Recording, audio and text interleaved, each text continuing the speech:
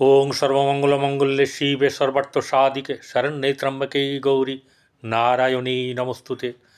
सृष्टिस्थिति विनाशानं शक्तिभूते सनातनी गुणाश्रय गुणमये नारायणी नमस्तुते। जय बड़ मायर जय, जय महादेवी महामायार जय। प्रत्येकेर जीवन सुंदर एवं आनंदमय होक, प्रत्येकेई दूधे भाते थाकुन, प्रत्येकेर संसार जीवन कर्मजीवन सुंदर होक आनंदमय होक। श्री श्री पद्मावती मा और बड़ मायर काछे प्रार्थना करी। प्रत्येकके आमार एई ज्योतिष आचार्य चैनेले स्वागत जानाई। प्रत्येके भालो थाकबेन।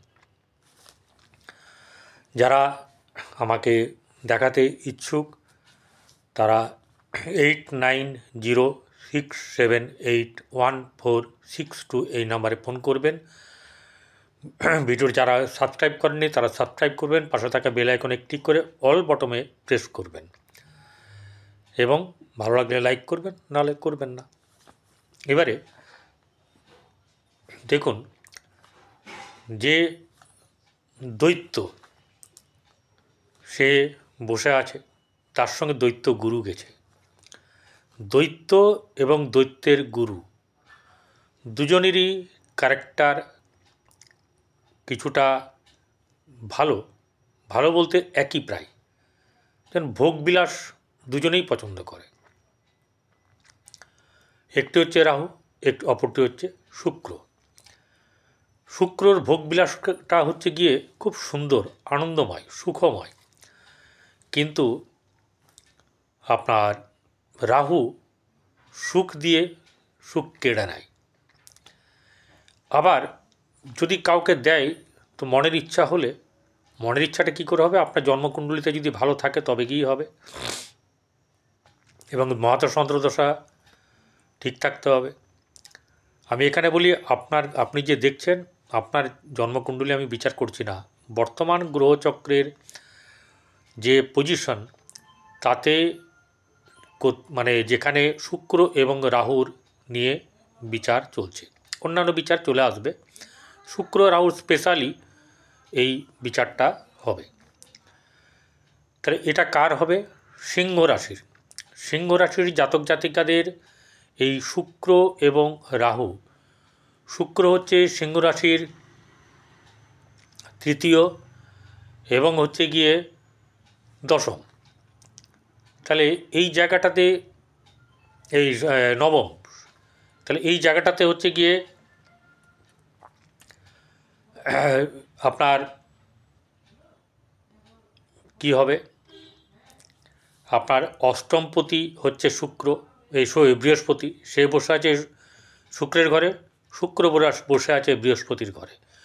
এখানে ক্ষেত্র বিনিময় হয়েছে।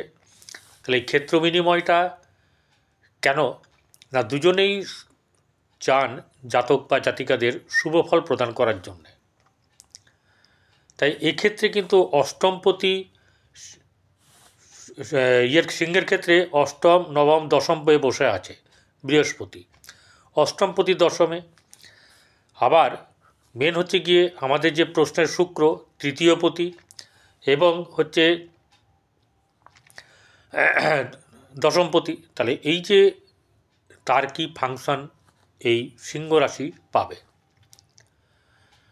কারণ সিংহ রাশির লড়াই বহুদিন থেকে চলছে। যাদের খুব খারাপ, আমি তাদের কথাই বলছি, যাদের জন্মকুণ্ডলিতে ভালো আছে। কারণ রাশি তোকে শুধু রাশিটা নিয়ে তো হবে না, আরও 8টা গ্রহ আছে। সেই 8টা গ্রহ বিভিন্ন জায়গায় কিভাবে বসে আছে না বসে আছে আমি জানি না। সেই 8টা গ্রহ এখানে বর্তমান সময় যেভাবে আছে সেটা অন্যরকম, এটা সবার সঙ্গে মিলবে না। তাহলে এই ক্ষেত্রে এই অষ্টমে শুক্র এবং রাহু কি ফল দিতে পারে? মারক। অষ্টম হচ্ছে মারক স্থান এবং মারকপতি বৃহস্পতি সে বসে আছে আপনার দশমে। এদিকে এই বৃহস্পতি হচ্ছে গিয়ে আবার পঞ্চমপতি। তাহলে পঞ্চমপতি হিসাবে সে শুভ, কিন্তু অষ্টমপতি হিসাবে মারক। একই গ্রহের এরকম ধরনের ডিস্টেন্স থাকার জন্যে তাহলে কি হবে এই সিংহ রাশির জীবনে? দেখুন, একটা কথা বলি, শুক্র গোচরে মানে গোচর বিচার এবং আপনার লগ্নকুণ্ডলীর বিচার বেশ কিছুটা আলাদা। এখানে অষ্টমে যখন আছে শুক্র, সিংহ রাশিদের ক্ষেত্রে এই অষ্টমে শুক্র এবং রাহু থেকে দ্বিতীয় ভাবকে দেখছে। দ্বিতীয় ভাবকে দেখুক, দ্বিতীয় ভাব নিচস্থ জায়গা শুক্রের, রাহু দৃষ্টি দিয়ে আছে কেতুতে, এখানে বৃহস্পতির দৃষ্টি আছে, মঙ্গলেরও দৃষ্টি আছে। এত সব জায়গার এই সিংহ রাশির কী ফল পাবে? সিংহ রাশির অষ্টমে শুক্র কিন্তু অর্থ নিয়ে আসবে। একটা কথা বলে দিই, যাদের জন্মকুণ্ডলী খারাপ, মহাদশা অন্তর্দশা খারাপ, তাদের ক্ষেত্রে কিন্তু খুব প্যাথেটিক অবস্থা। তারা নিজেরা আপনাদের পরিচিত জ্যোতিষের কাছে দেখিয়ে নেবেন। শুক্র এবং রাহু কী করবে, নিজের ফলটা কিভাবে দেবে? যে গ্রহ বসে থাকে সে তার ফলটা বেশি করে দিতে চায়, কিন্তু এর মধ্যে একটু বাড়াবাড়ি আছে। শুক্র ধরুন প্রেম করতে ইচ্ছুক, শুক্র ধরুন কোনো কিছু সুন্দর জিনিস কিনতে ইচ্ছুক, শুক্র কোনো ভালো জায়গায় বেড়াতে ইচ্ছুক, এই রাহু কী করবে, পরিমাণ বৃদ্ধি করে দেবে। অর্থাৎ প্রেমটা এমন একটা চচ্চড়ি উঠিয়ে দিল যে হঠাৎ করে তার পতন হওয়ার একটা ব্যাপার থাকবে।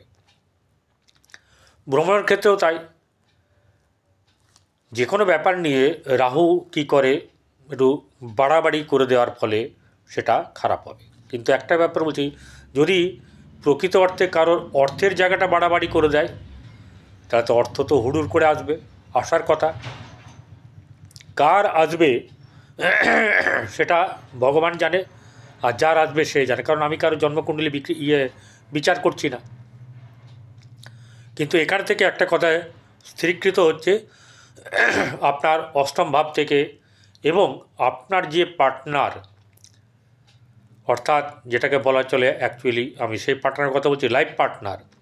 সেই লাইফ পার্টনারের সেকেন্ড হাউস হচ্ছে গিয়ে শুক্র, এবং সেই শুক্র তার পক্ষে হচ্ছে গিয়ে রাজযোগকারক, মালব্য যোগকারক।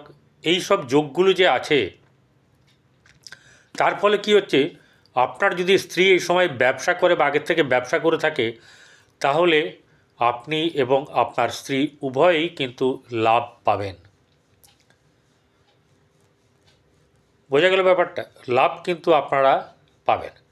এবারে তৃতীয় পতি অষ্টমে থাকলে ভাই বোনদের সঙ্গে সম্পর্কের একটুখানি খারাপ হবে। এবারে শুক্র দ্বিতীয় দৃষ্টি দিয়ে আছে, তো দ্বিতীয় ঘরটাতে, তাহলে যতই হোক আপনার আয় বাড়বে, ব্যয়ও বাড়বে, ঠিক আছে, কিন্তু অধিক পরিমাণে নয়। আপনার কাছে কিন্তু অর্থ আসবে, এই অর্থ দিয়ে আপনি কিছু করতে পারেন। কিন্তু একটা কথা বারবার বলছি, সবার কিন্তু আসবে না, সবার ভালো হবে না, কারণ এটা আপনার নিজের জন্মকুণ্ডলীর ওপরে নির্ভর করছে, মহাদশা অন্তর্দশা কী চলছে তার উপরে নির্ভর করছে। তাহলে এই রকম যদি পজিশন হয়, তাহলে এই রাশির জাতক কর্মক্ষেত্রের জায়গাতেও কিন্তু লাভ পাবে। অর্থাৎ যতই হোক, সবার হবে না সব কিছু, কিন্তু অনেকের ক্ষেত্রেই এই লাভ কিন্তু হবে, ব্যবসার শ্রীবৃদ্ধি হবে, আর্থিক দিক থেকে উন্নতি হবে। কিন্তু যাদের হবে না, তারা সত্যি কথায় সিংহ রাশির সেই সব জাতক জাতিকেরা মাথা কুটে মরবেন। অর্থাৎ কোনো কিছুতেই কোনো কিছু হতে চাইবে না। খারাপ ভালো দিকটা বললাম, খারাপ দিকটা বলছি, অর্থ আসতে চাইবে না। অর্থ যদি আসেও, অর্থ আসবে, অর্থ যদি আসেও যে পরিমাণ আপনার প্রয়োজন, কারণ দিনকে দিন দেখুন, আজকে যে জিনিসের দাম 10 টাকা, কালকে 20 টাকা। সবজির বাজারের জিনিস বলুন, যাই কিছু বলুন, প্রত্যেকটি জিনিসের দাম প্রতিদিনই কিন্তু একটু না একটু করে বাড়ছে, আমরা সবসময় খেয়াল রাখি না। তাহলে আমাদের কি হচ্ছে, ওই যে মেকআপ করা, সেই মেকআপ করার জায়গাটা কিন্তু আসবে না। সেই মেকআপ করার জায়গাটাতে তাদের ঘাটতি থেকে যাবে, যার ফলে সিংহ রাশির প্রচুর পরিশ্রম হবে। আরও একটা ব্যাপার, সিংহ রাশি কারো হচ্ছে মাথা নুয়ে কাজ করবে না। সে যদি অসম্মানের জায়গা হয়, সেখানে কি করবে, সে ওখান থেকে তার ব্যবস্থাপনা করে চুকিয়ে দিয়েই আসবে, অর্থাৎ সে সম্মানবিহীন কাজ করতে। এই জায়গাটা একটা গণ্ডগোলের ব্যাপার আছে, কারণ সে কোনোভাবে কোনো জায়গাতে তার অপমান তার হার্টে লাগবে এমন কিছু সে সহ্য করতে পারবে না। আগেও করেনি, এখনও করতে পারবে না। কিন্তু একটা ব্যাপার হচ্ছে যে এইসব জাতক জাতিকেরা বর্তমান সময়ে কিন্তু বেশ ওয়েটফুল পজিশনে থাকবে, ভালো রকম তাদের যে পার্সোনালিটি সেটা কিন্তু বেশ থাকবে, এবং আপনার কিন্তু অনেকটা জয় জয়কার হবে। আবার অর্থের দিক থেকেও ভালো হবে, সুনাম বৃদ্ধি হবে, এইসব ব্যাপারগুলো কিন্তু আপনার হবে। তাহলে এই জায়গাগুলো যখন এরকম ধরনের জায়গা আসছে, তখন আপনাকে সচেতন থাকতে হবে, পরিশ্রমী হতে হবে। সবসময় অনেক কথা শুনেও না শোনার ভান করে কাজ করে যেতে হবে, কারণ আপনার সংসার পরিবার রয়েছে। আপনার জীবনের আজকে যদি একটা কাজ ছেড়ে চলে যায়, সেই কাজটা কিন্তু চট করে আসবে না, সেই জায়গাটাকে খেয়াল রাখতে হবে। এবারে আপনার এই মঙ্গল রাজ্যকারক, সেই মঙ্গল একাদশে বসে আছে, সেও কিন্তু আপনাকে খারাপ ফল দেবে না। অন্ততপক্ষে যখন সে বক্রি অবস্থা তার ছেড়ে যাবে, 51 দিন, আজ থেকে কথা বলছি, 51 দিন কিন্তু আপনি ভালো রেজাল্ট পাবেন। এই সময় কিন্তু আপনাকে যেটা করতে হবে সেটা হচ্ছে গুছিয়ে কাজ করতে হবে, চিন্তাভাবনাটা একদম পাকা মাথার চিন্তা, বাস্তব জ্ঞান সম্পন্ন হতে হবে, কারোর প্ররোচনায় পা দেবেন না, কোনো লোভে পা দেবেন না, এবং আপনার অর্থ কিন্তু সরিয়ে রাখতে হবে। কোনো না কোনোভাবে আপনাকে অর্থ সরিয়ে রাখতে হবে, কিন্তু কারণ অসময় বলে একটা ব্যাপার আছে। আমি আপনার জন্মকুণ্ডলী জানি না, তাহলে অসময় যাতে আপনাকে হা হুতাশ না করতে হয়, সেই ব্যাপারটাকে খেয়াল রাখবেন এবং ভালো থাকবেন। নমস্কার।